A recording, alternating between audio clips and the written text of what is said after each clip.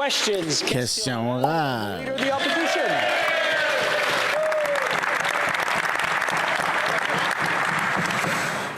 On sait maintenant pour We now know why the Prime Minister did not fire his Minister of Public Safety,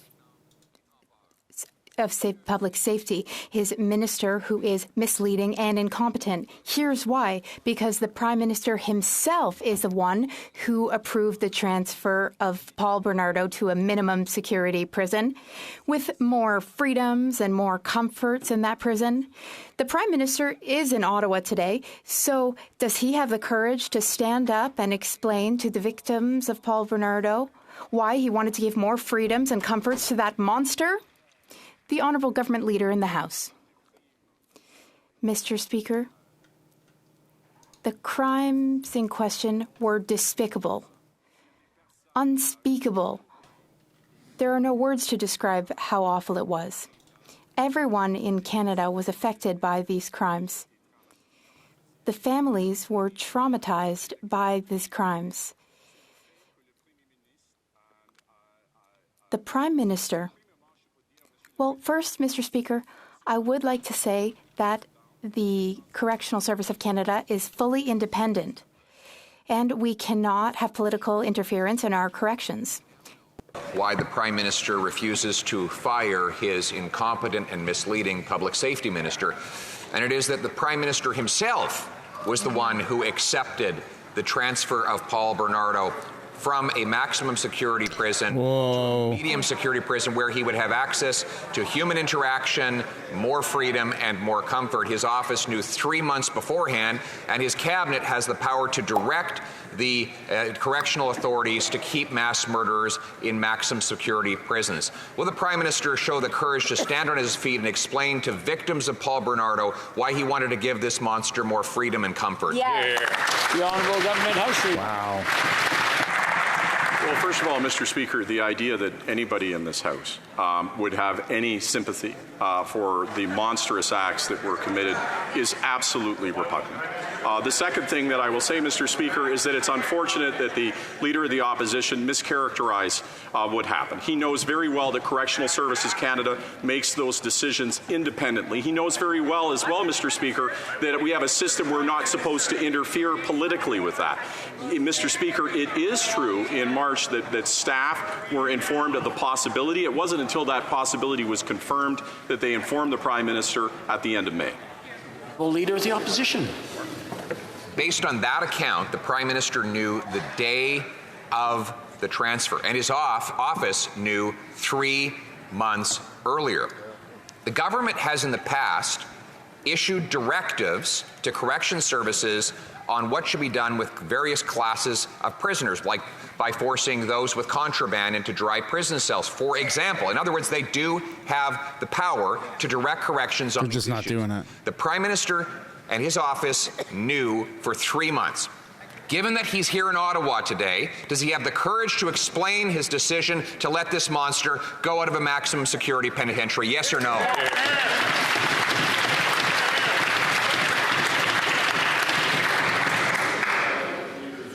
Opposition officer, who I know cares as deeply about the gravity of those crimes and the impact on the families as I do. I know he cares as deeply about what we're going to do for Canadians on that.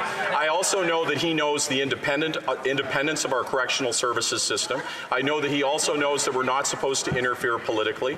And so I would ask him to work collaboratively with us to find a way where we don't politicize Correctional Services Canada and we work together to make sure send them to a maximum security. Impacted in crimes of these nature are taken care of, Mr. Speaker.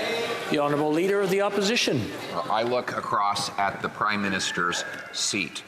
I know that he is in Ottawa today, and if he had the courage, he would be standing to answer these questions directly. No, That breaks parliamentary protocol. that we can't do indirectly what we do directly. So let him continue. Pierre, man. He knows he's not supposed to do that. I take the House Leader up on his challenge to work with us. We have a bill that would make sure every mass murderer stays in a maximum security penitentiary. It's before the House. Will the government pass it with unanimous consent today? The Honourable Government House Leader. So first of all, Mr. Speaker, I would say that I look directly at the Leader of the Official Opposition for a reason. I look at him for a reason because when we're dealing with something as serious and as brutal as the crimes that occurred in a community that was right next to mine, that I felt viscerally that the conversation that we have has to be measured. It has to be based on cooperation, and frankly, Mr. Speaker, based on the underlying premise that every member cares equally and deeply about this, about two things, about the victims, absolutely, but also about not politicizing our correctional services system. They politicize everything, including the weather. I take the House Leader at his word that he is equally horrified with this monster and that he wants to do something. But I take him at his word when he says he wants to work with us to reverse this transfer and put this monster back in a maximum security penitentiary. The good news is that he can do that today. The Conservative member for Niagara Falls, who represents many of the family and friends of the victims, has a bill that would ensure that every single mass murderer stays in a maximum security penitentiary forever. Will the government commit to passing it with unanimous consent and send Paul Bernardo back to maximum security penitentiary? The Honourable Government House Leader. Mr. Speaker, we are, in all instances, ready to have a conversation about how we don't politicize our correctional services, about how we ensure that we... They politicize the weather. Are you kidding me? Families. And, Mr. Speaker, there is a review of the decision that was made by correctional services. It's going to be completed in 2 weeks. I would suggest that we take a look at that. And I would also suggest that when we're dealing with something as major as changing our correctional services system, that it deserves discussion. It deserves the ability for it to be examined by all parliamentarians and to make sure that we don't create unintended consequences, Mr. Speaker. L'honorable député de... The Honourable Member for Saint-Jean. Mr. Speaker, a commission of inquiry into Chinese interference must be established before the end of the session. Why? Because investigations take time, and we've already wasted too much time. If we want to reassure the public, we need to get to the bottom of the interference in the last elections before the next election. That is the only way to assure the public of the probity of the next federal election. So I appeal to my colleagues' statesmanship. Time is running out. Will they announce a public and independent commission of inquiry before the end of the session? Yeah, I could be on board with that. The Honourable Public Safety Minister. Mr. Speaker, I'm very encouraged by the exchanges between my colleague, the Minister for Intergovernmental Affairs, and the Bloc Québécois and the NDP. I hope that conversations will occur with the Conservatives as well. This fight, the fight against foreign interference, is not a partisan one. We need to do this work together. That way, we can create new powers, we can add resources.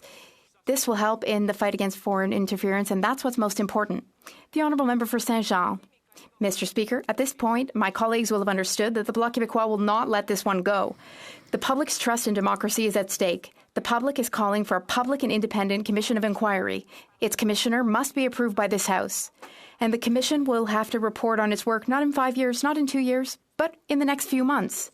It's a huge undertaking, Mr. Speaker. We know that. That's why we're working with the government. The government knows that it's a huge undertaking, too. We have our work cut out for us. So, will the government announce this commission? The Honourable Minister. First, Mr. Speaker, I would like to thank my colleague for her teamwork. The option of a public inquiry is still an option on the table, as my colleague is currently negotiating with the Minister of Intergovernmental Affairs. They're backpedaling now. Guaranteed public inquiry coming in. With Canadians in order to create new authorities to protect not only our democratic institutions, but Canadians themselves, too.